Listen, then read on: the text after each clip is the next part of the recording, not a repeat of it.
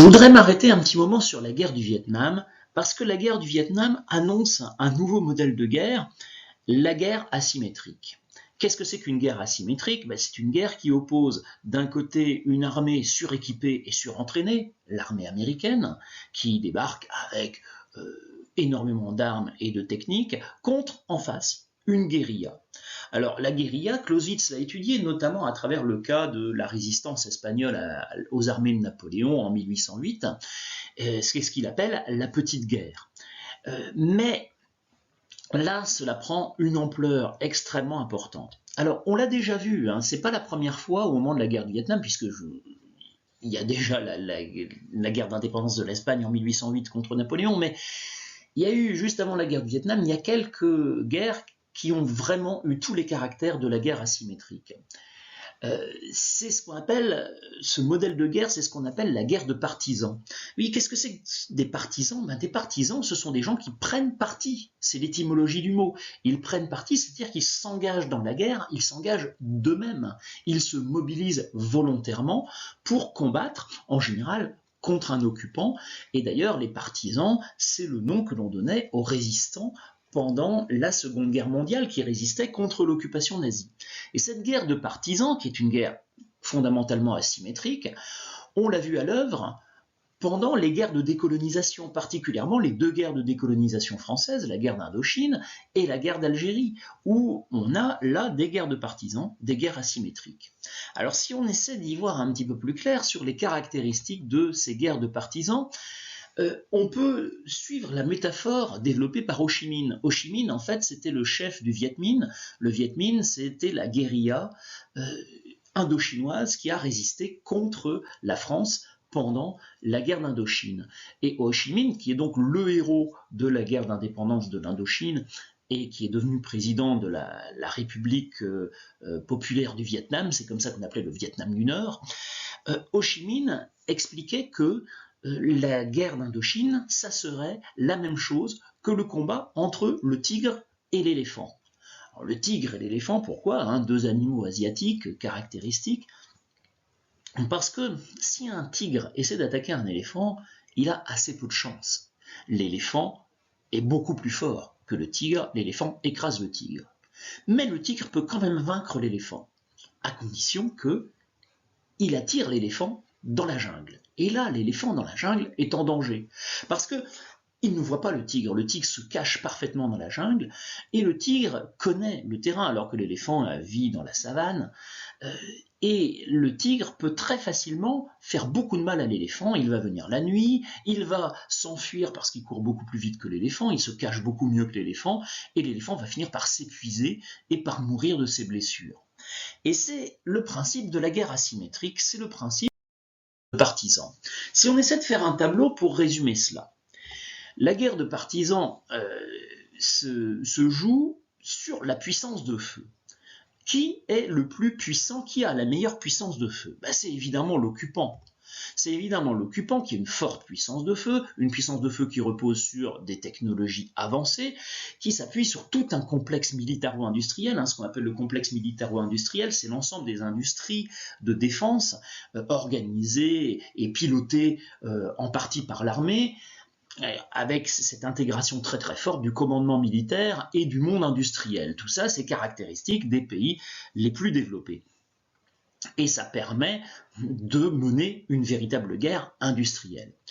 En face, les partisans, ils font pas le figure. Ils ont une puissance de feu extrêmement faible, qui s'appuie sur un équipement très léger, un équipement limité, avec assez peu de munitions, et puis une logistique, là aussi, très défaillante.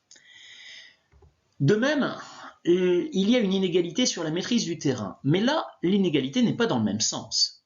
La maîtrise du terrain, c'est le point fort des partisans. Eux, ils se fondent sans problème dans le paysage. Ils connaissent parfaitement le terrain, ils savent s'enfuir, ils savent se cacher. En revanche, l'occupant, lui, il maîtrise les villes, il maîtrise les grands axes. Et puis, l'inégalité, elle est aussi en faveur des partisans en ce qui concerne les liens avec les civils. Les partisans, eux, ils ont un lien de proximité avec les civils. Ils font partie des civils, d'ailleurs les civils interviennent avec les partisans. Il y a une véritable complicité avec les civils. En revanche, l'occupant, évidemment, a une relation de méfiance et d'incompréhension avec les civils. Alors, face à ces situations d'inégalité, quelle est la solution?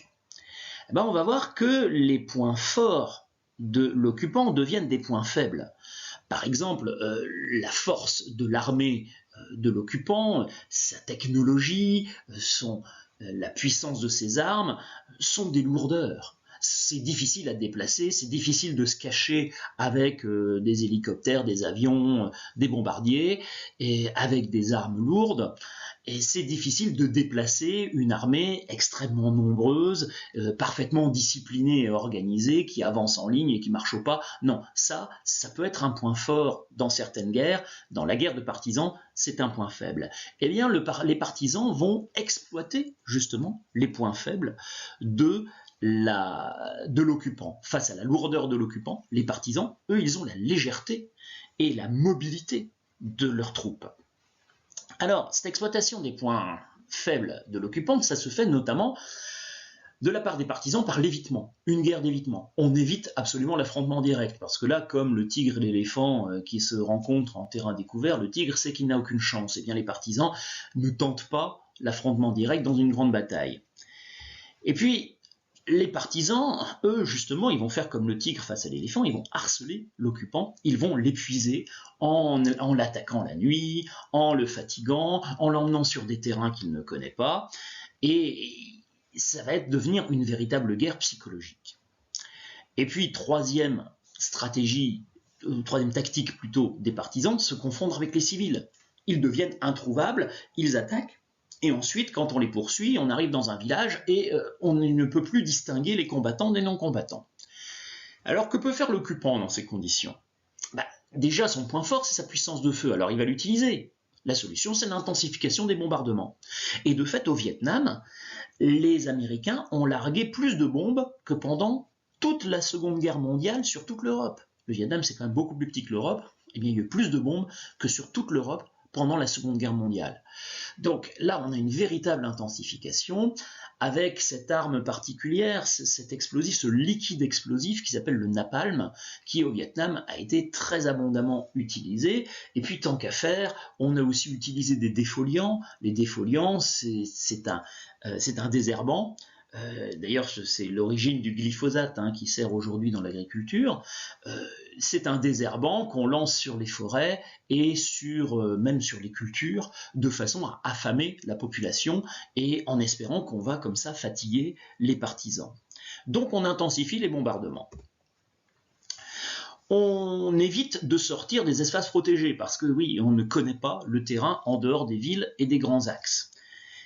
Donc on reste dans les endroits que l'on connaît. Mais ce faisant, on a du mal à maîtriser le territoire. Et puis, la solution, si on n'arrive pas à distinguer les civils des combattants, eh bien, on va frapper les cibles civiles. On voit à quoi ça mène, ce système. C'est que, dans cette logique, au fond, l'occupant finit par avoir tous les torts. Alors, l'occupant, déjà, semble vider l'océan avec une petite cuillère. Vous savez, c'est pas facile de vider l'océan avec une petite cuillère, alors vous croyez réussir, donc on a fait des bombardements massifs, on a détruit des centaines de villages, on a pris soin de ne pas trop sortir des espaces protégés, et on croit qu'on a gagné. Et ça, c'est ce qui s'est passé début 1968 au Vietnam. Les États-Unis pensaient qu'ils avaient assez bien réussi à contrôler le territoire, et que, au fond, les partisans du Viet Cong ne tenaient plus le terrain. Et là, que se passe-t-il? Le 31 janvier, c'est le nouvel an vietnamien, ça s'appelle le Tet, c'est une fête religieuse, et contre toute attente, il y a une offensive massive dans tout le territoire du Vietnam. Des attentats, des attaques, des Vietnamiens qui reprennent des villages, qui reprennent des villes. Alors, les Américains répriment cette offensive et c'est un échec. N'empêche que ça révèle une chose, et c'est une leçon terrible pour l'armée américaine, c'est que alors que les Américains croyaient qu'ils tenaient le terrain, ils réalisent qu'en fait, ils ne contrôlent rien. Et c'est à partir de là que les États-Unis vont essayer de trouver le moyen de quitter le Vietnam, se rendant compte qu'ils ne pourront pas gagner la guerre. Le deuxième effet, comme je disais, c'est que ça donne tous les torts à l'occupant. C'est-à-dire que l'occupant, dans ces conditions, en intensifiant les bombardements, en s'attaquant aux civils, l'occupant, il porte la responsabilité de la montée aux extrêmes. Il y a une montée aux extrêmes, comme le décrivait Clausewitz, mais c'est l'occupant qui en est entièrement responsable. Et il y a derrière un enjeu d'image, parce que ces bombardements, tout ça fait des images qui vont se diffuser dans les médias. Et la plus célèbre est celle de la petite fille Kim Phuc, brûlée au napalm par l'armée américaine en 1972. Cette image a fait le tour du monde, a énormément choqué, et on peut dire que les États-Unis ont perdu la bataille des images, parce que dans les guerres contemporaines, il y a une chose que Clausewitz n'a pas pris en considération non plus, c'est qu'il y a un enjeu d'image, un enjeu d'opinion publique, et c'est là qu'il y a des manifestations massives dans le monde contre la guerre au Vietnam, et particulièrement aux États-Unis, des manifestations des jeunes et des étudiants contre la guerre du Vietnam. Alors comment gagner une telle guerre? C'est très difficile et on peut se demander si le nouvel art occidental de la guerre, pour reprendre le titre d'un livre de Gérard Chaliand, eh bien ce n'est pas de perdre la guerre. Et c'est effectivement ce qu'ont fait les Américains à partir de 68, ils ont essayé de trouver le moyen de perdre honorablement la guerre du Vietnam. Et ça devient extrêmement difficile, ce sont des guerres qu'on ne peut plus gagner, en fait. Les guerres comme la guerre du Vietnam. Dans une guerre asymétrique, on perd beaucoup, on se fatigue beaucoup, on dépense beaucoup, et on a très peu de chances et de moyens de gagner. C'est l'une des leçons de la guerre du Vietnam et, d'une manière générale, des guerres périphériques de la guerre froide.